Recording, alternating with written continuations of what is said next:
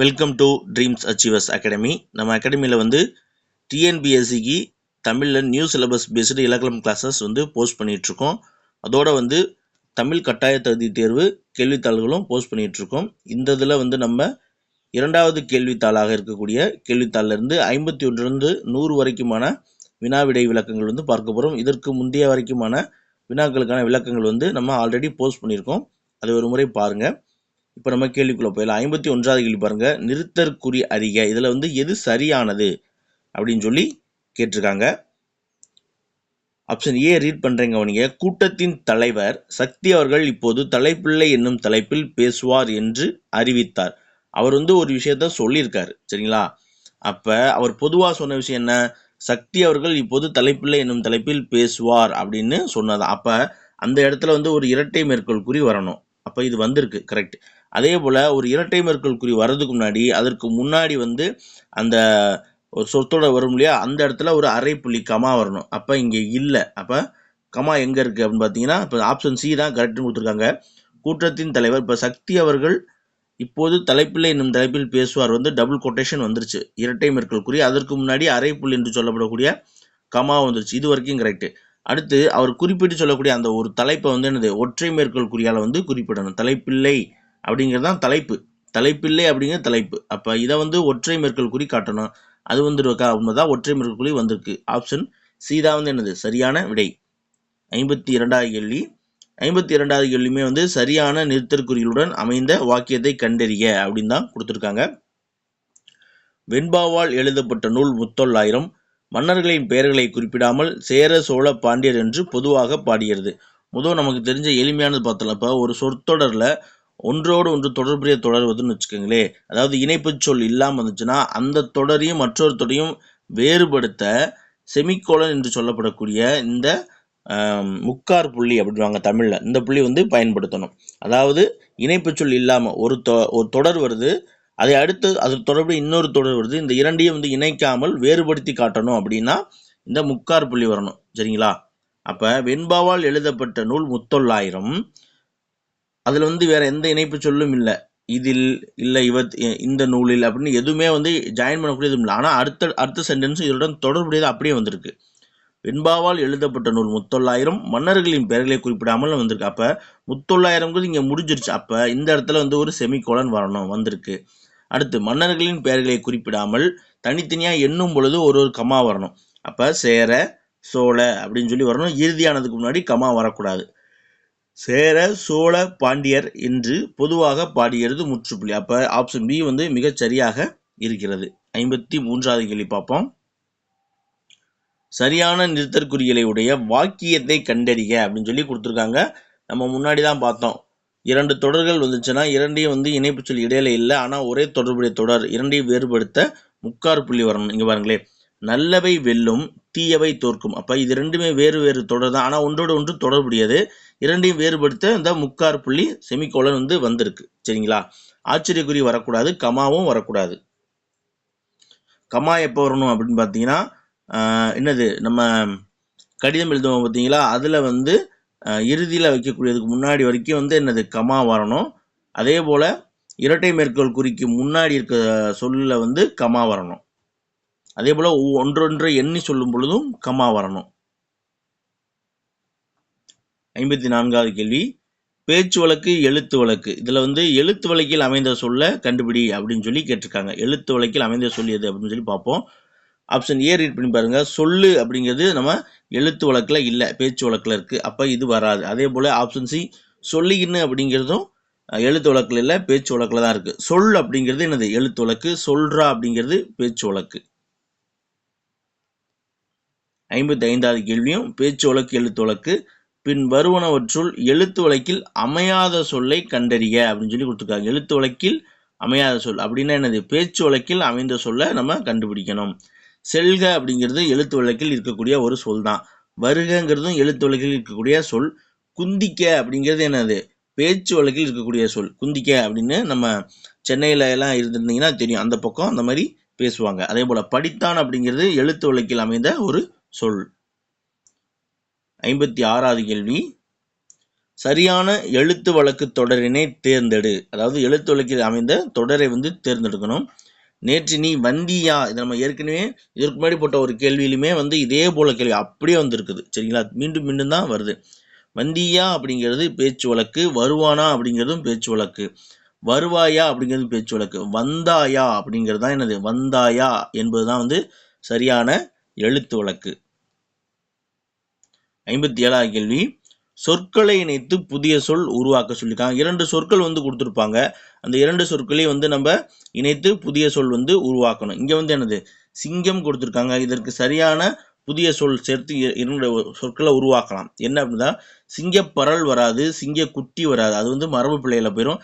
சிங்கக்குருளை வரும். அப்ப சிங்கம் கூட்டல் குருளை, சிங்கக்குருளை 2 சொற்களையும் இணைத்து சிங்கக்குருளை அப்படிங்கிற புதிய சொல்லை வந்து நம்மளால உருவாக்க முடியும்.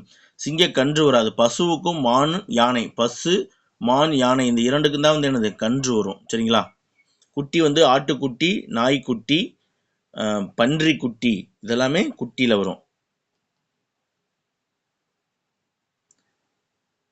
58வது கேள்வி, சொற்களை இணைத்து புதிய சொல் உருவாக்க சொல்லியிருக்காங்க. பசு கொடுத்துருக்காங்க. அதற்கு என்னது பொருத்தமானது கண்டுபிடிக்கணும். பசு அப்படின்னாலே கன்று, புலிக்கு தான் வந்து என்னது புலிப்பரல், ஆட்டுக்குட்டி, சிங்கக்குருளை நம்ம ஏற்கனவே பார்த்துருக்கோம். பசு கன்று இந்த 2 சொற்களை இணைத்து வந்து நம்மளால ஒரு புதிய சொல்ல உருவாக்க முடியும். 50வது கேள்வி, சொற்களை இணைத்து புதிய சொற்களை உருவாக்க சொல்லியிருக்காங்க. சுவர், சுவர் வந்து என்னது இது வந்து வினை மரபுல வரக்கூடியது. சுவர் எழுப்பினான், சுவர் கட்டினான் வரக்கூடாது, உண்டாக்கினான் வரக்கூடாது, அமைத்தானும் வரக்கூடாது. சுவர் குற்றல் எழுப்பினான், சுவர் எழுப்பினான் இந்த 2 சொற்களை இணைத்து வந்து நம்மளால புதிய சொல்ல வந்து உருவாக்க முடியும். இப்ப சுவரில் என்பது சரியா, சுவற்றில் என்பது சரியா அப்படின்னு பாத்தீங்கன்னா, சுவர் அப்படின்ற சொல்ல பாருங்க, இங்க வந்து என்னது இந்த இடையின ரகரம் தான் வந்திருக்கு. அப்ப சுவரில் என்பதுதான் கரெக்ட், சுவற்றில் என்பது வந்து தவறு. சரிங்களா, என்ன கேட்பாங்க, வலப்பக்க சுவற்றில் எழுதாதே, வலப்பக்க சுவரில் எழுதாதே, இந்த போன்ற கேள்விகள் வந்திருக்கு, அதனால சொல்றேன். 60வது கேள்வி, பொருத்தமான காலம் கண்டறியணும். கொடுக்கப்பட்டதுல பாருங்க, நான் வந்தேன், வந்தேன் என்பது இறந்த காலம், இங்க வந்து எதிர்காலம் கொடுத்துருக்காங்க, இது வந்து தவறு. கவிதை இயற்றினாள், இயற்றினால் என்னது கம்ப்ளீட் ஆயிடுச்சு, அப்ப இதுவுமே இறந்த காலம், மிகச்சரி. மேடையில் பேசுவேன், பேசுவேன்னா என்னது பேசுவேன் அப்படிங்கிறது எதிர்காலத்திலையும் வரக்கூடியது. சரிங்களா, பேசுவேன் என்பது எதிர்காலத்தில், இனிமேல் தான் பேசுவேன், அப்ப இங்க நிகழ்காலம் கொடுத்துருக்காங்க, இது வந்து தவறு. மழை பெய்தது என்பது இறந்த காலம், இங்கே எதிர்காலம் கொடுத்துருக்கனால ஆப்ஷன் டியும் தவறு. ஆப்ஷன் பி மட்டும்தான் வந்து நமக்கு சரியானதாக இருக்கிறது. 61வது கேள்வி, நிகழ்காலத்தை குறிப்பதை வந்து கண்டுபிடிக்க சொல்லியிருக்காங்க. நடந்தாள் அப்படிங்கிறது, நடந்தாள் அப்படிங்கிறது இறந்த காலத்துக்கு போயிடும். நடந்திருந்தால் அப்படி இருந்தாலும் வந்து என்னது நடந்திருந்தால், ஒருவேளை நடந்திருந்தால் அப்படின்னாலும் அதுவும் இறந்த காலத்துக்கு போயிடும். நடந்தது அப்படிங்கிறது இதுவுமே வந்து இறந்த காலம். நடக்கிறது என்பது கிரு கின்றது, கின்றது, நடக்கின்றது, நடக்கிறது அப்படின்னா மட்டும்தான் வந்து அது நிகழ்காலம், மற்றது கிடையாது. அப்ப ஆப்ஷன் சி என்பது சரியாக, இதை வச்சுதான் வந்து என்னது ஆப்ஷன் சி கரெக்டான ஆன்சர் அப்படின்னு சொல்லி கொடுத்துருக்காங்க. 62வது கேள்வி பார்ப்போம். பொருத்தமான காலம் அமைத்தல் தான். சிரி என்ற வேர் சொல்லின் எதிர்காலத்தை கண்டுபிடி. அதாவது எதிர்காலத்துல வந்து காலம் கரெக்டா இருக்கணும். சிரி அப்படின்னு என்னது சிரிப்பாள் அப்படின்னு தான் வரணும். சிரிப்பாள் அப்படிங்கிறது என்னது எதிர்காலம். அப்ப சிரித்தாள் என்பது இறந்த காலம், தவறு. சிரிக்கிறாள் என்பது நிகழ்காலம், தவறு. சிரிக்கவில்லை அப்படிங்கிறது என்னது சிரிக்கவில்லைனாலும் அது இறந்த காலம் தான். சரிங்களா, ஆனா அது எதிர்மறை தொடர். ஆனா சிரிக்கவில்லை என்பது இறந்த காலம். அப்ப ஆப்ஷன் சி சிரிப்பாள் என்பது எதிர்காலம். அப்ப இங்க எதிர்காலம் கேட்டிருக்கனால ஆப்ஷன் சி என்பது சரியான விடை. 63வது கேள்வி பாருங்க, சரியான வினா சொல்லை இட்டு எழுதுக அப்படின்னு சொல்லி கொடுத்துருக்காங்க. நெல்லையப்பர் கோவில் டேஷ் உள்ளது. அதாவது நமக்கு தெரியாத ஒன்றை கேட்கும் பொழுது நம்ம என்ன சொல்லுவோம், எங்கு அப்படின்னு சொல்லுவோம். எதுன்னு கேட்க மாட்டோம். எதுனா அது வந்து உயிரற்றதை நம்ம குறிப்பிடும் பொழுது எது அப்படின்னு சொல்லி பயன்படுத்துவோம். யாவை அப்படிங்கிறது என்னன்னா நம்ம செயல்களை குறிக்கும் போது, நல்ல செயல்கள் என்பவை யாவை அப்படின்னு நம்ம செயல்பாடுகளை குறிக்கும் பொழுது இந்த யாவை என்ற சொற்களை வந்து நம்ம சொல்ல வந்து பயன்படுத்துவோம். இங்க வந்து நம்ம வாசிக்கும் போதே தெரிஞ்சிடும். நெல்லையப்பர் கோவில் எங்கே இருக்கிறது, இடத்தை குறிப்பிட்டு கேட்கும் பொழுது எங்கு அப்படின்ற சொல் வரும். எங்கு உள்ளது என்பதுதான் வந்து மிகச்சரியான ஒரு வினாச்சொல். 64வது வினாச்சொல் தான். சரியான வினாச்சொல்லை தேர்ந்தெடு அப்படின்னு சொல்லி கொடுத்துருக்காங்க. அறநெறி சாரம் பாடலை எழுதியவர் யார் அப்படிங்கிறதா மிகச்சரியானதா வரும். ஏன்னா எழுதியவர் அப்படின்னாலே இங்க வந்து உயர்திணை வந்திருக்கு. அப்ப யார் அப்படின்ற கேள்வி வினாச்சொல் தான் வந்து மிகச்சரியானது. எப்படி அப்படிங்கிறதும் வராது, எவ்வாறு வராது, ஏன் எழுதினாரும் வராது.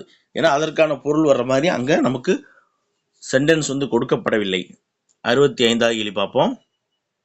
சரியான வினாச்சொல்லை இட்டு நிரப்புக அப்படின்னு சொல்லி கொடுத்துருக்காங்க. தீ விபத்து ஏற்பட்டால் செய்யக்கூடாதவை யாவை? அதாவது நான் என்ன சொன்னேன், செயல்கள் வந்துச்சுன்னா நம்முடைய செயல்களை குறிப்பிட்டால் வந்து யாவை அப்படின்ற சொல்ல வந்து நாம பயன்படுத்தணும். சரிங்களா? தீ விபத்து ஏற்பட்டால் நாம் செய்யக்கூடிய செயல்கள் வந்து குறிக்கிறக்கூடியதான். அப்ப யாவைங்கிறது கரெக்ட். ஏன் வரக்கூடாது, எவை நாம் செய்யக்கூடிய செயல், செய்யக்கூடாதவை எவை அப்படின்னு கேட்கிறோம் இல்லையா, அது வந்து தவறு. எவைங்கிறது அஃறிணை பன்மையில குறிக்கக்கூடியது. எது அப்படிங்கிறது அஃறிணை ஒருமை, எவை அப்படிங்கிறது அஃறிணை பன்மையில குறிக்கக்கூடியது. நம்ம இது வந்து என்னது, நம்முடைய செயல்பாடுகளை குறிப்பிடும் பொழுது யாவை அப்படின்னு வர்றதான் கரெக்ட். சரிங்களா? நாம் செய்யக்கூடாத செயல்கள் யாவை அப்படின்னு கேட்கறதா வந்து மிகச் சரியான ஒரு வினாச்சொல். எவைன்னு நமக்கு தோணும், ஆனா எவைங்கிறது வரக்கூடாது. சரிங்களா? எவை குளத்தில் நீந்தின அப்படின்னு கேட்டாங்கன்னா வாத்துக்கள் குளத்தில் நீந்தின அப்படின்னு சொல்லலாம். அதே போல எது குளத்தில் நீந்தியது அப்படின்னா மீன் குளத்தில் நீந்தியது. ஒருமையில வந்து எது, பன்மையில வந்து எவை. சரிங்களா? Right, okay. 66வது கேள்வி கவனிங்க. இணைப்பு சொல். இது வந்து நிறைய பேத்துக்கு தெரியாம இருக்குது, நிறைய பேத்துக்கு கொஞ்சம் குழப்பக்கூடியதாகவும் இருக்கு. நான் எளிமையான முறையில் விளக்குறேன். புரியலைன்னா கமெண்ட்ல சொல்லுங்க, நான் திரும்பவும் இதை வந்து ஒரு ஷார்ட்ஸா கூட விளக்கமா போடுறேன். இதற்கான இணைப்பு சொல்லுக்கான வகுப்பு வந்து நான் நடத்துவேன். சரிங்களா? அதற்கு வந்து இருக்கக்கூடிய எல்லா இணைப்பு சொல் கேள்வியில் இது வரைக்கும் கேட்டதெல்லாம் வச்சு இணைப்பு சொல் நடத்துறேன். அது உங்களுக்கு ரொம்ப எளிமையா புரியும். மீனாட்சி சுந்தரனார் நல்ல தமிழில் பேசி விளக்கும் திறமை பெற்றிருந்தார். டேஸ் அவருடைய மாணாக்கர்கள் அவரிடம் கற்பதனை மிகவும் விரும்பினார்கள். அதாவது ஒரு செயல் வந்து நடந்திருக்கு, ஒரு செயல் வந்து கம்ப்ளீட்டட். சரிங்களா? அவர் வந்து என்னது, ஒரு திறமையை வச்சிருந்தாரு. அடுத்து வரக்கூடிய சொல் வந்து அதனுடைய ரீசனாக இருக்கும். சரிங்களா? அதனுடைய விளைவை குறிக்கக்கூடிய, அதற்கான காரணமா இருக்கும். ஒரு முடிவு பெற்றது. சரிங்களா? ஒருத்தருக்கு ஒரு முடிவு பெற்ற தொடர்.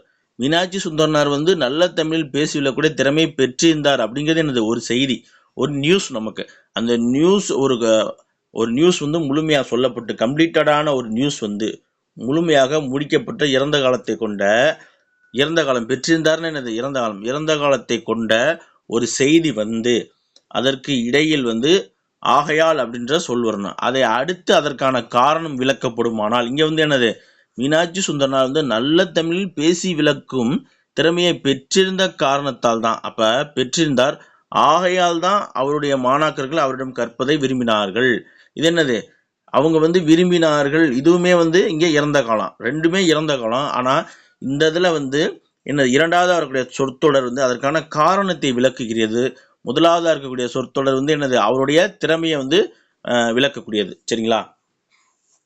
அப்ப இந்த இரண்டு சொற்களுக்கும் இடையில வந்து ஆகையால் அப்படின்ற இணைப்பு சொல் தான் வரணும். அது போல அப்படின்னு வரக்கூடாது. இப்ப இதே இது அழைப்பு மணி ஒலிக்கப்பட்டதால் ஒலிக்கப்பட்டது, அதனால் கதவு திறக்கப்பட்டது அப்படின்னு சொல்லி வரும். அதுவுமே என்னது, அங்க வந்து கம்ப்ளீட்டட். அழைப்பு மணி ஒலிக்கப்பட்டது, அது வந்து ஒரு சாதாரண ஒரு விஷயம், ஒரு கம்ப்ளீட்டடு. அதனுடைய ரீசன் வந்து பின்னாடி பாருங்க, அதனால் கதவு திறக்கப்பட்டது. இரண்டுமே வந்து கம்ப்ளீட்டட் தான். அப்ப இந்த அதனால், ஆகையால் இது ரெண்டும் வரும் பொழுது நம்ம உயர்திணை மனிதர்களுடைய பண்பு, மனிதனுடைய இதை குறிப்பிட்டு வரும் பொழுது ஆகையால் அப்படின்னா ஒரு ரீசன் வந்து ரொம்ப டீட்டெயில்டா இருக்கும் பொழுது என்னது, ஆகையால் போடுவோம்.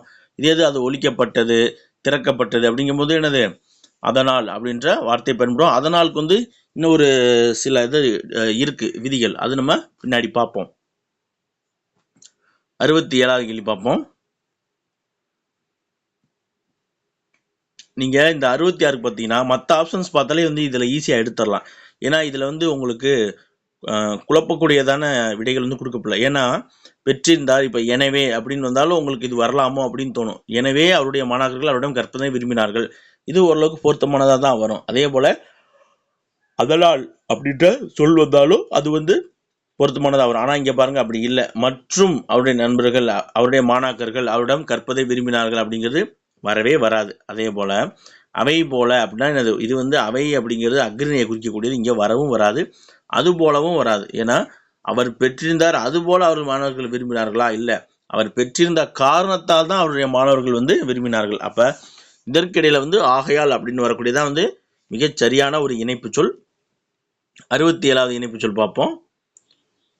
மாபெரும் புத்தக கண்காட்சி காமராசர் அரங்கத்தில் நடைபெறுகிறது. சரிங்களா? புத்தக கண்காட்சி என்னது, டேஸ் நடைபெறுகிறது.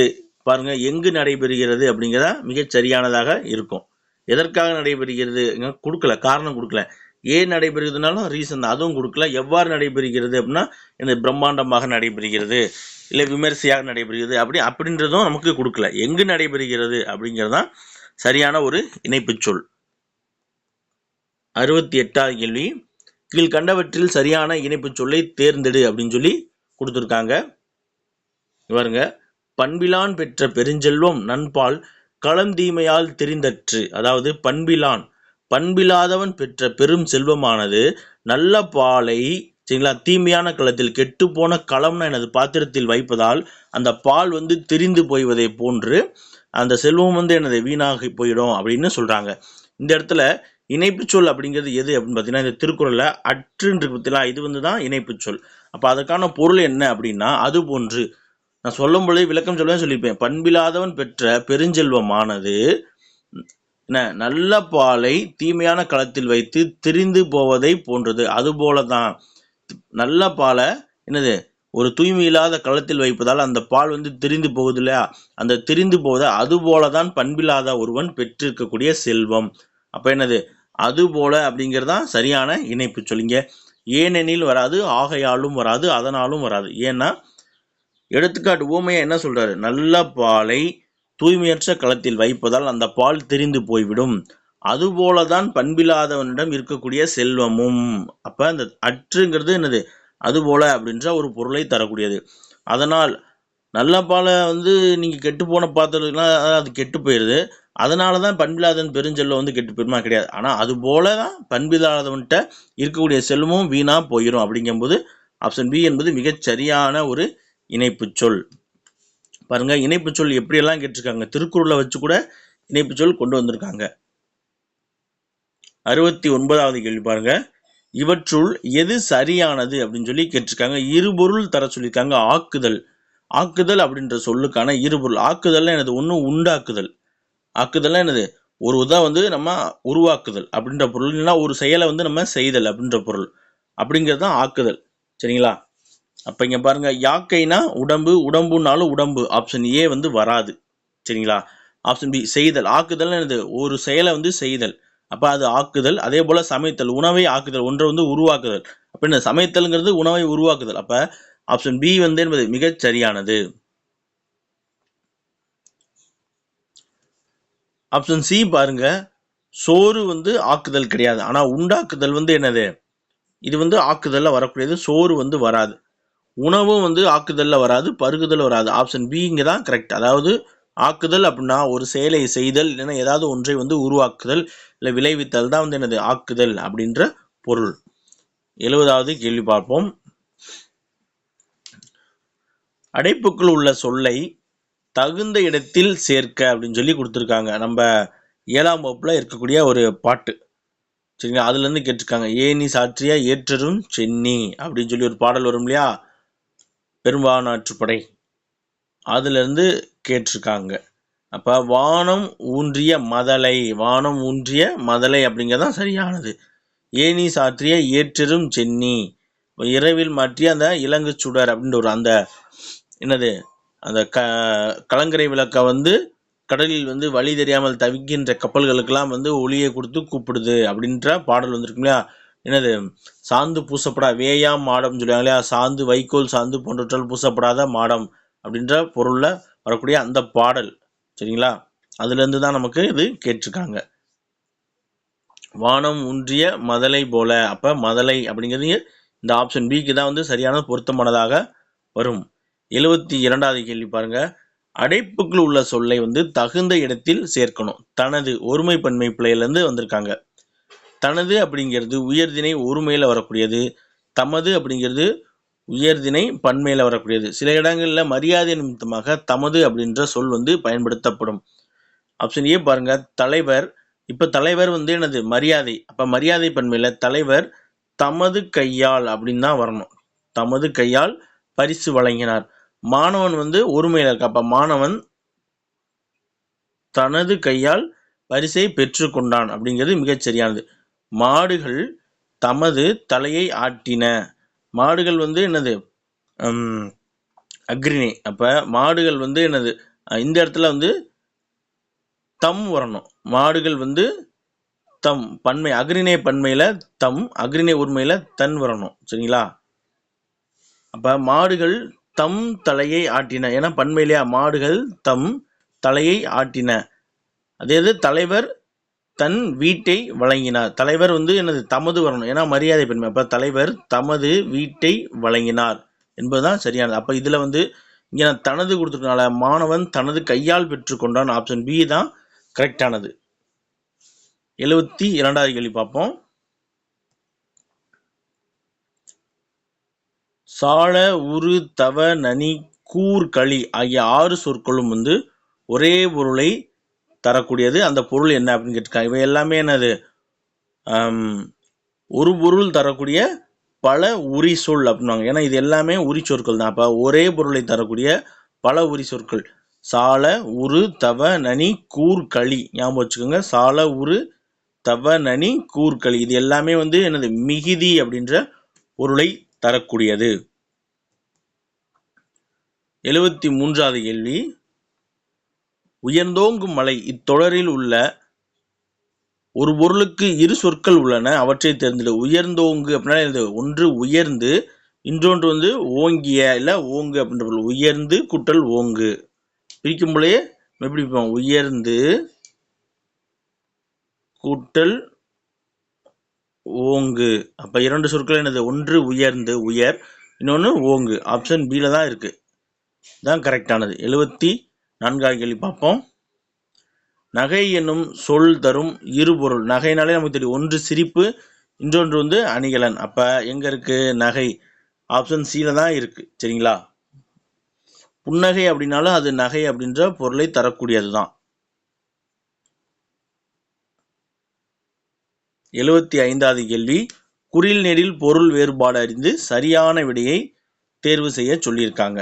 பாரி என்பவன் வந்து ஒரு வள்ளல். பரி அப்படின்னா குதிரை என்று பொருள். இந்த பரி அப்படின்னா என்னது? வழிப்பறின்னு சொல்லுவோம் இல்லையா? பறித்து கொள்ளுதல். அந்த பொருளில் வரக்கூடியது. இந்த மாறி இருக்கு பார்த்தீங்களா? ஆப்ஷன் டில இந்த மாறி என்றால் மலை என்று பொருள். சரிங்களா? இந்த மாறினா மலை என்று பொருள். அதே இந்த மாறி அப்படின்னா மாறுதல் இருக்கு இல்லையா? மாற்றம். மாற்றிக்கொண்டான், மாறினான் அப்படின்ற பொருள்ல வரக்கூடியது. அதே போல இது குறியில பார்த்தீங்கன்னா மரி அப்படின்னு இந்த ரி மரி அப்படின்னு வந்துச்சுன்னா இறந்து போதல், மரித்தல் அப்படின்னு சொல்றோம்ல, அந்த பொருளில் வரும். அதே இது வல்லினம் ரகர வரக்கூடிய இந்த மரி, இந்த மரினால என்னது? மரித்தல். இப்ப என்னது? கட்டி மரித்தல் அப்படின்னு சொல்லுவாங்க இல்லையா? தடுக்கிறாங்க இல்லையா? அதை வந்து என்னது? தாக்க வந்தால் மரித்தான் அப்படின்னு சொல்லி அந்த பொருள்ல வரக்கூடியது. மரித்தல், தடுத்தல் அப்படின்ற பொருள்ல வரக்கூடியது. ஓகே. 76வது கேள்வி. கூற்று காரணம் கொடுத்துருக்காங்க பாருங்களே. அதாவது கூற்று. மாலுமிகள் கோள்களின் நிலையை வைத்து புயல், மழை போன்றவற்றை தோன்றும் காலங்களையும் கடல் நீர் பொங்கும் காலத்தையும் அறிந்து தகுந்த காலத்தில் கப்பல்களை செலுத்தினர். காரணம் மாலுமிகளின் அனுபவ அறிவு கப்பல்களை செலுத்த ஒரு உதவியது அப்படின்னு சொல்லி கொடுத்துருக்காங்க. அதாவது கூற்று வந்து பார்த்தீங்கன்னா மாலுமிகள் வந்து கோள்களின் நிலையை வைத்து புயல், மழை போன்றவற்றை தோன்றும் காலங்களை அப்புறம் கடல் நீர் பொங்கும் காலத்தையும் அறிந்து தகுந்த காலத்தில் கப்பல்களை செலுத்தினார்கள் என்பது மிகச் சரியான ஒன்று. மாலுமிகள் அனுபவ அறிவு கப்பல்களை செலுத்த உதவுகிறது அப்படின்னு பார்த்தா காரணம் வந்து பொதுவாகவே மாலுமிகளுக்கு ஒரு அனுபவ அறிவு இருக்கும். அது வந்து செலுத்த உதவும் தான். ஆனால் இந்த கோள்களின் நிலை தான் வந்து என்னது அவர்களுக்கு வந்து கப்பலை செலுத்த உதவியது அப்படின்னு சொல்லி கோள்களின் நிலை, புவியீர்ப்பு, அந்த வட துருவங்கள் இருக்கும்ல, துருவ நட்சத்திரங்கள், அதை வச்சுதான் போவாங்க. அப்ப அதுதான் வந்து மாலுமிகளுக்கு கப்பல்களை செலுத்த உதவியது. அவருடைய அனுபவ அறிவு அது தனிப்பட்டது, பட்டறிவு தனி. ஆனா பொதுவா நமக்கு புத்தகத்துல என்ன கொடுத்துருக்காங்க, இந்த கோள்களின் நிலை, அப்புறம் அந்த கோள்கள் நட்சத்திரங்கள், அதை வச்சுதான் அவங்க வந்து கப்பல்களை செலுத்த உதவியது அப்படின்னு சொல்லி கொடுத்துருக்காங்க. அதனால இந்த காரணம் வந்து தவறு, கூற்று சரி, காரணம் வந்து தவறு. பா சிங்காரம் அவர்கள் நடத்தின அந்த பாடம் இருக்கு இல்லையா, அந்த பாடத்துல இருந்து இதை கேட்டிருக்காங்க. 77வது கேள்வி, கலைச்சொல். ஹோமோகிராப் அப்படின்னா என்ன பொருள் அப்படின்னா, ஹோமோகிராப் என்றால் ஒப்பெழுத்து என்று பொருள். உயிரெழுத்து அப்படின்னா வவ்வல், மெய்யெழுத்து அப்படின்னா கான்சோனன்ட் என்று பொருள். 78வது கேள்வி பார்ப்போம். கலைச்சொல் காஸ்மிக் ரேஸ். காஸ்மிக் ரேஸ் அப்படின்னா விண்வெளி கதிர்கள் என்று பொருள். புற ஊதா கதிர்கள் அப்படின்னா என்னது, யூவி ரேஸ் அப்படின்னு சொல்லுவாங்களே, அல்ட்ரா வயலட் ரேஸ், அதான் வந்து என்னது புற ஊதா கதிர்கள். பால்வீதி மண்டலம் அப்படின்னா என்ன அப்படின்னா மில்கி வே அப்படின்வாங்க. பால்வீதினா மில்கி வே.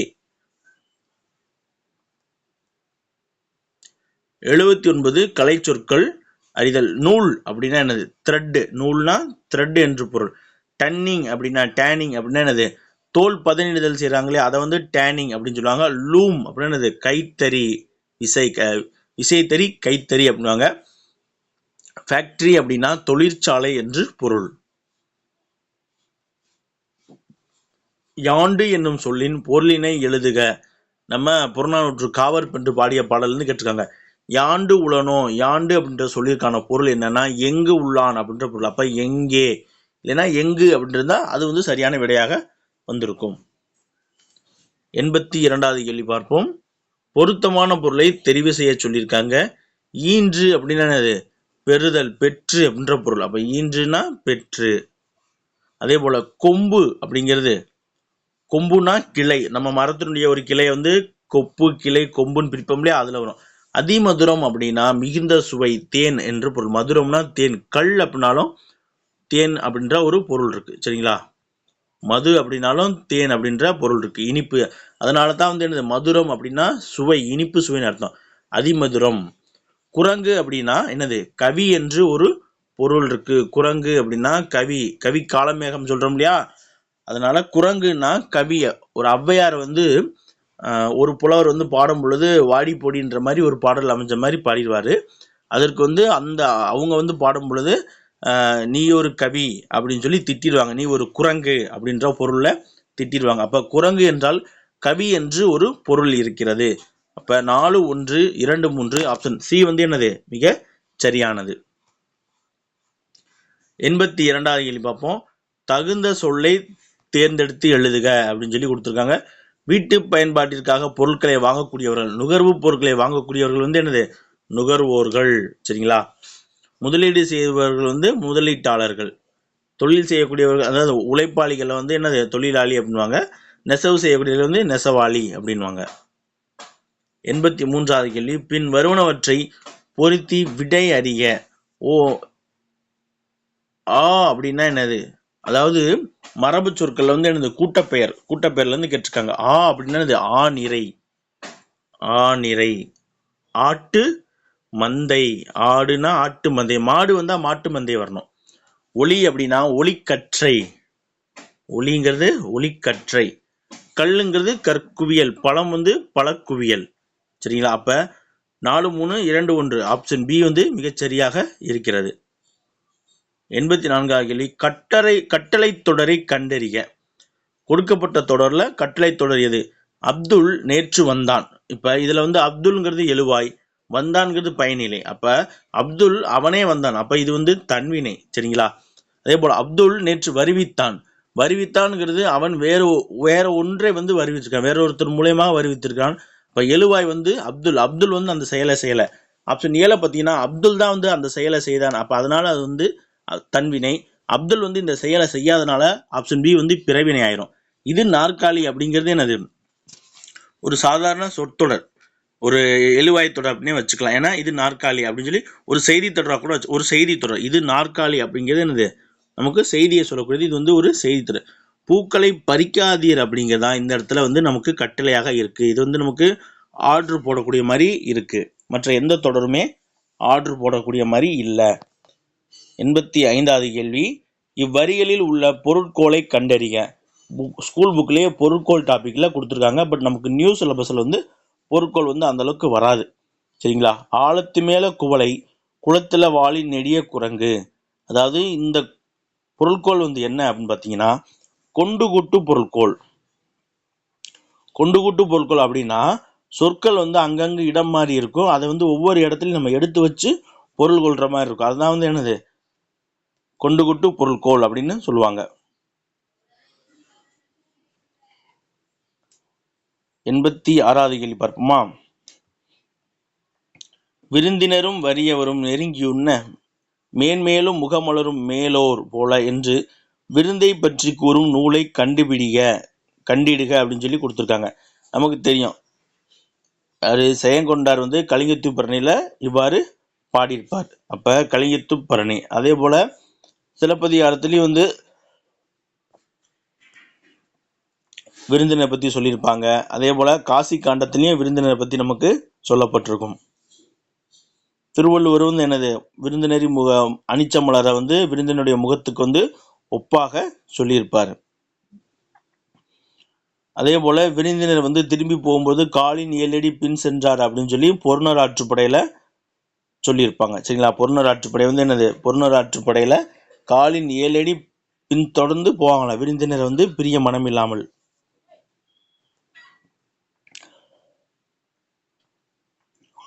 87வது கேள்வி, பிழை திருத்துதல். ஓர் பிழை திருத்தம்.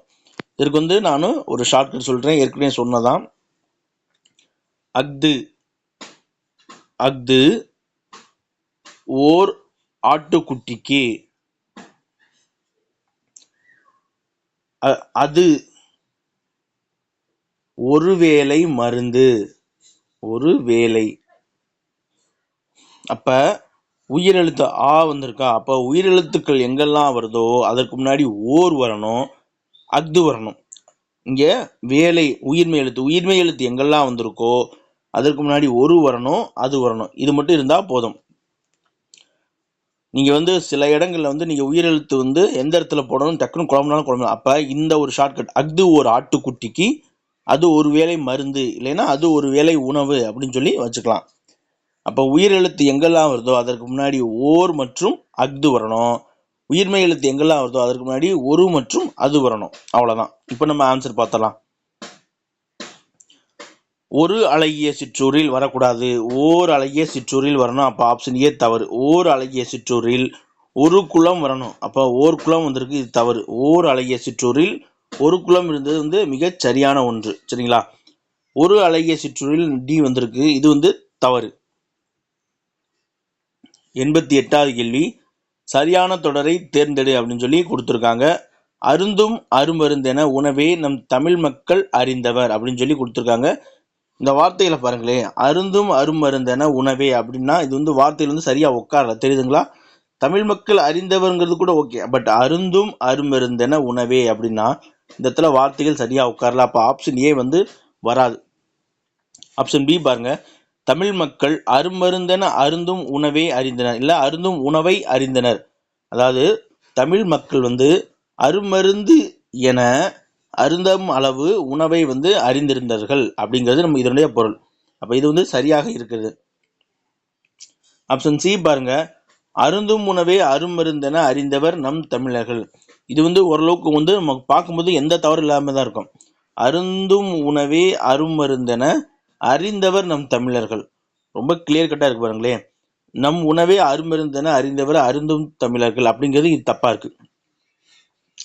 ஸ்கூல் புக்ல என்ன கொடுத்துருக்காங்களோ, ஏன்னா இது வந்து உரைநடையில இருந்து அப்படியே சென்டென்ஸ் எடுக்கிறாங்க, அதுல என்ன இருக்கோ அதான் வந்து அப்படியே ஆன்சர் எடுப்பாங்க. நம் தமிழ் மக்கள் அருமருந்தென அருந்தும் உணவை அறிந்தவர் அப்படிங்கிறது தான் மிகச்சரியாக இருக்கக்கூடியது, ஸ்கூல் புக்ல இருக்கக்கூடியது. சரிங்களா? அப்ப ஆப்ஷன் பி வந்து இதன் அடிப்படையில் சரியானது. இந்த இது பார்த்தீங்கன்னா அருந்தும் உணவே அருமருந்தென முன்னாடி வந்திருக்கு, அவ்வளவுதான். அறிந்தவர்கள் நம் தமிழர்கள் இந்த மாதிரி கொடுக்கல. நம் தமிழ் மக்கள் அருமருந்தென அருந்தும் உணவை அறிந்தனர். நம்ம மக்கள் வந்து அருமருந்து என எந்த உணவை அருந்தக்கூடிய உணவு எது அப்படின்னு சொல்லி அறிந்திருந்தார்கள் அப்படிங்கிறது இந்த தொடருக்கான பொருள். 89வது கேள்வி பார்ப்போம். ஒரு பிழை திருத்தம் தான், நம்ம பார்த்தாலே தெரிஞ்சிடும். நான் ஏற்கனவே சொல்லியிருக்கேன், அஃது ஓர் ஆட்டுக்குட்டிக்கு அது ஒரு வேளை மருந்து. அப்போ ஓர் புத்தகம் வரக்கூடாது, ஒன்று புத்தகம் வரக்கூடாது, ஒரு புத்தகம் வரணும். ஒரு புத்தகம் எங்க இருக்கு? ஆப்ஷன் பி தான் கரெக்ட். ஒன்றின் புத்தகம் தவறு. 89 முடிஞ்சு 90 சொல் பொருள் பொறுத்த சொல்லியிருக்காங்க. வானரம் அப்படின்னா யானை, நமக்கு இது ஒண்ணு மட்டும் தான் தெரியும். வானரம் அப்படின்னா கடல் என்று ஒரு பொருள் இருக்கு. கடலுக்கு இருக்கக்கூடிய பல பேர்களை வானரம், மன்னிக்கணும், வாரணம் அப்படிங்கிறது பொருள். வானரம் இதே இது. வானரம் அப்படின்னா குரங்கு என்று பொருள். சூரன் அப்படின்னா என்ன அர்த்தம் தெரியுமா? சூரன்னா வீரன் என்று பொருள். பரினா குதிரை, கமுகுனா பாக்கு. அப்ப ஆப்ஷன் டி வந்து கரெக்டாக இருக்கிறது. 91வது கேள்வி. சொல் பொருள் பொறுத்துக. சரியான சொல்லையும் பொருளையும் பொறுத்து சொல்லியிருக்காங்க கொடுக்கப்பட்டதுல. வருக்கை அப்படின்னா இருக்கை கிடையாது. இது வந்து என்னது? இந்த இளமை பேர்ல போயிடும் வருக்கை அப்படிங்கிறது. அதே போல புல் அப்படின்னா தாவரம். இந்த புல் வந்து தாவரம் கிடையாது. இந்த புல் வந்து எனது பறவை இனம், புல்லினம்ல அதை குறிக்கக்கூடிய இந்த புல் தான் வந்து தாவரம். இந்த புல்னா பறவை, பறக்கக்கூடிய பறவைகளை குறிக்கக்கூடிய புல்லினம் என்று பொருள். அள்ளல் அப்படின்னா சேரு என்று பொருள். அள்ளல் அப்படின்னா சேரு. மடிவு அப்படின்னா தொடக்கம் கிடையாது, முடிவு என்று பொருள். மடிவு அப்படின்னா முடிவு என்றுதான் பொருள். அள்ளல் அப்படின்னா என்னது? சேரு என்று பொருள். பழனம் அப்படின்னா வயல் என்று பொருள். அள்ளல் பழனத்து அறக்காம்பல் வாயவில அப்படிங்கிறது அள்ளல் சேறு நிறைந்த வளமிக்க வயல்கள் என்ற பொருள்ல வரும். 92வது கேள்வி. சொல்லும் பொருளும். களனி அப்படின்னா வயல். களனி அப்படின்னா வயல் என்று பொருள், வயல். சமர் அப்படின்னா போர் புரிதல் என்று பொருள். களம் அப்படின்னா இந்த களம் ஒன்று இரண்டு பொருள் இருக்கு. ஒன்று வந்து கப்பலை குறிக்கக்கூடியது, இன்னொன்று வந்து பாத்திரத்தை குறிக்கும். நம்ம சிறு பாத்திரமுக்கே மட்கலன்கள், மட்களம், அதை குறிக்கக்கூடியது. ஆழி அப்படின்னா ஆழி என்பதற்கும் இரண்டு பொருள். ஒன்று வந்து கடல், இன்னொன்று வந்து கனையாளி, மோதிரத்தை குறிக்கக்கூடியது. அப்ப ஆப்ஷன் பி 4, 3, 1, 2 தான் வந்து மிகச் சரியானது. 93வது கேள்வி பார்ப்போம். ஒருமைப்பன்மை பிழையற்ற தொடர். அதாவது ஒருமைப்பன்மை பிழையற்ற தொடர்ல எழுவாய் வந்து ஒருமையில இருந்துச்சுன்னா பயனிலை வந்து ஒருமையில இருக்கணும். எழுவாய் வந்து பன்மையில இருந்துச்சுன்னா பயனிலையும் பன்மையில இருக்கணும். அதே போல எழுவாய் வந்து அருவிகிதில முடிஞ்சுன்னா பயனிலை வந்து அருவிகிதில முடியணும். எழுவாய் கல் விகிதில முடிஞ்சுன்னா பயனிலையும் கல் விகிதில தான் முடியணும். சரிங்களா? பயனிலை அப்படின்னா என்னது? ஒரு பயன் நிலைத்து நிற்றல். ஒரு தொடரை முடித்து வைக்கக்கூடிய இடம் வந்து பயனிலை. சரிங்களா? அது வந்து ஒரு பெயர் சொல்லாகவோ ஒரு வினை சொல்லாகவோ ஒரு வினா சொல்லாகவோ இருக்கும். அதே போல எழுவாய் அப்படிங்கிறது என்னது? ஒரு தொடர் எழுவதற்கு காரணமாக இருக்கக்கூடியது வந்து எழுவாய். இப்போ பாருங்க, ஈஸ்ட்மெண்ட் என்பார் படச்சுருள் தயாரிக்கும் முறையை கண்டுபிடித்தனர் அப்படின்னு சொல்லி கொடுத்துருக்காங்க. கண்டுபிடித்தனர் அப்படிங்கும்போது இதுல ஒன்றுக்கு மேற்பட்ட நபர்கள் வந்து சேர்ந்திருக்கக்கூடிய வாய்ப்பு. பன்மையில கண்டுபிடித்தனர் அப்படிங்கிறது என்னது? பன்மை. ஆனா இங்க வந்து ஈஸ்மன், இது எது? நான் அருவிதி வரணும்னு தான் சொன்னேன். இங்க என்பார், ஈஸ்மன் என்பார் அப்படிங்கும் பொழுது அருவிதி வந்திருக்கு. ஆனா இங்க வந்து கண்டுபிடித்தனர் அப்படிங்கும் பொழுது என்னது? இது பன்மைக்குரியது. ஆப்ஷன் பி பாருங்க, ஈஸ்மன் என்பார் படச்சுருள் தயாரிக்கும் முறையை கண்டுபிடித்தன. இது வந்து அக்ரிணை பன்மைக்குரியது. மாடுகள் மேய்ந்தன அப்படின்னு சொல்லி தான் வரணும். அப்ப இங்க வந்து உயர்திணையான ஈஸ்ட்மெண்ட்டுக்கு அக்ரிணை பயனிலை வந்திருக்கு. ஆப்ஷன் பி வந்து தவறு. சி பாருங்க, ஈஸ்ட்மன் என்பார் படச்சுருள் தயாரிக்கும் முறையை கண்டுபிடித்தார். அதாவது ஈஸ்ட்மன் என்பார் இங்க வந்து ஒருமையில இருக்கு, கண்டுபிடித்தார் அருவிகுதி அதுவும் வந்து என்னது? ஒருமையில இருக்கு. அப்ப இதுதான் வந்து மிக சரியான ஒன்று. ஆப்ஷன் டி பாருங்க, ஈஸ்ட்மன் என்பார் படச்சுருள் தயாரிக்கும் முறையை கண்டுபிடித்தது. இது வந்து அக்ரிணை ஒருமைக்குரியது. மாடு புல்லை மேய்ந்தது, கொக்கு மீனை கவ்வியது. அப்ப அந்த அது அப்படிங்கிறது அந்த ஒருமையில வரக்கூடியது. இங்க உயர்திணைக்கு வந்திருக்கு, வரக்கூடாது. அக்ரிணை ஒருமைக்கு வரக்கூடியது வந்து உயர்திணை ஒருமைக்கு வந்திருக்கு. இது வந்து டியும் வந்து தவறு. ஆப்ஷன் சி என்பதுதான் என்னது? மிகச் சரியான விடை. 94 பார்ப்போம். ஒருமைப்பன்மை பிழை நீக்க சொல்லியிருக்காங்க. மரங்கள் அனைத்தும் வளர்ந்தன. மரங்கள் அப்படிங்கிறது அஃறிணை பன்மை. அப்ப வளர்ந்தனங்கிறது அஃறிணை பன்மைக்குரிய ஒரு பயனிலை. இது வந்து மிகச் சரியாக இருக்கு. அடுத்து பாருங்க, மரங்கள் வந்து அஃறிணை பன்மை எழுவாய், வளர்ந்ததுங்கிறது அஃறிணை ஒருமை, இது வராது. சரிங்களா? அதே போல மரம் அப்படிங்கிறது அஃறிணை ஒருமை, வளர்ந்தனங்கிறது அஃறிணை பன்மை. அப்ப ஆப்ஷன் சியுமே வராது. வளர்ந்து செழித்தது மரங்கள். செழித்தது அப்படிங்கிறது இந்த இடத்துல பயனிலை. சரிங்களா? அப்ப செழித்தது அப்படிங்கிறது அஃறிணை ஒருமைக்குரியது, மரங்கள் அப்படிங்கிறது அஃறிணை பன்மை. ஆப்ஷன் டியும் வராது. ஆப்ஷன் ஏ மட்டும்தான் என்னது மிகச் சரியாக இருக்கக்கூடியது. 95வது கேள்வியும் ஒருமை பன்மை பிழை நீக்கி எழுத சொல்லியிருக்காங்க. ஏ ரீட் பண்றேன் கவனிங்க. காட்டு விலங்குகள் பலவும் வரத் தொடங்கியது. கவனிங்க, விலங்குகள் அப்படிங்கிறது என்னது இங்க எழுவாய் அஃறிணை பன்மையில இருக்கு. ஆனா வரத் தொடங்கியது அப்படிங்கிறது என்னது அஃறிணை ஒருமையில இருக்கு. தொடங்கின அப்படின்னு சொல்லி வந்திருக்கணும். வரத் தொடங்கின எங்க இருக்கு? காட்டு விலங்குகள் பலவும் வரத் தொடங்கின. ஆப்ஷன் பி வந்து மிகச் சரியாக இருக்கு. சீல என்ன தவறுன்னு பார்த்தீங்கன்னா வரத் தொடங்கினர் அப்படின்னு இருக்கு. இது வந்து என்னது உயர்திணை பன்மையில வரக்கூடியது. வரத் தொடங்கினர், மாணவர்கள் வரத் தொடங்கினர், மாணவர் வரத் தொடங்கினர், தாய்மார் வரத் தொடங்கினர் அப்படின்னு வரணும். தாய்மார் அப்படின்ற சொல் இருக்கு பார்த்தீங்களா? தாய்மார், தாய்மார்கள்னு சொல்லக்கூடாது. தாய்மார், தாய்மார்னாலே பன்மை. அதுல வந்து இந்த கல்வி விதி நம்ம சேர்க்கணும்ல. அப்ப தாய்மார் வரத் தொடங்கினார் அப்படின்னு சொல்லி வரணும். இல்லைன்னா ஆசிரியர், ஆசிரியர் வரத் தொடங்கினர்.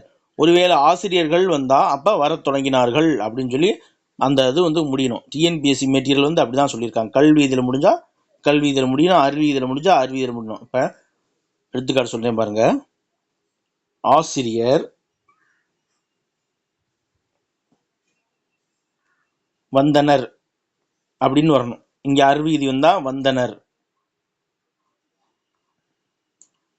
சரிங்களா? அதே போல ஆசிரியர்கள் அப்படின்னா வந்தார்கள் அப்படின்னு சொல்லி வரணும். நான் ஒருமை பன்மையும் வந்து உங்களுக்கு நான் நடத்துவேன்.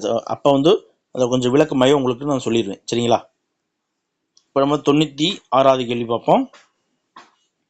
இது வந்து பத்தியிலிருந்து படித்து வினாவிற்கான சரியான விடை தேர்ந்தெடுத்தல் தான். ரொம்ப எளிமையானது. இதில் வந்து ஒரு 5 கேள்வி கேட்பாங்க. இதுதான் வந்து நமக்கு டிஎன்பிஎஸ்சி கொடுத்த சிலபஸ் வந்து தமிழில் வந்து இந்த 5 கேள்வியை பற்றி நம்ம கவலைப்பட வேண்டியதே கிடையாது. இதை வந்து ரொம்ப கவனமாக மட்டும் படிச்சுட்டா போதும். முத்துராமலிங்கர் இந்திய விடுதலை போராட்டத்தில் தீவிரமாக பங்கேற்றார். தமது பேச்சாற்றலால் ஆங்கிலேய ஆட்சிக்கு எதிரான மக்களிடம் பெரும் எழுச்சியை ஏற்படுத்தினார்.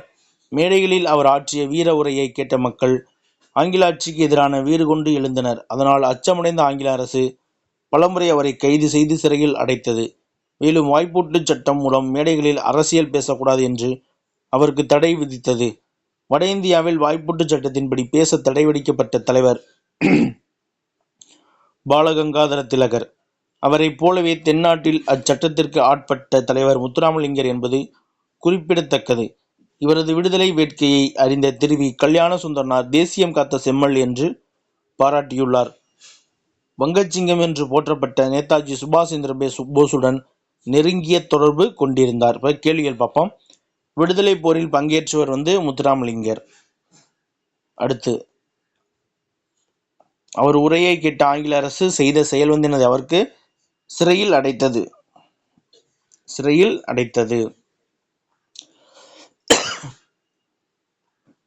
98வது கேள்வி. மேடையில் அரசியல் பேசக்கூடாது என்று தடை விதிக்கப்பட்ட சட்டம் எது அப்படின்னா வாய்ப்பூட்டு சட்டம். 99வது கேள்வி. தேசியம் காத்த செம்மல் என்று பாராட்டியவர் யாரு? முத்துராமலிங்க தேவர் பார்த்தா திருவிக்கா கல்யாண சுந்தரன் அவர்கள். 100வது கேள்வி. வங்கச்சிங்கம் என்று பாராட்டப்பட்டவர் யார் அப்படின்னா நேதாஜி சுபாஷ் சந்திர போஸ்.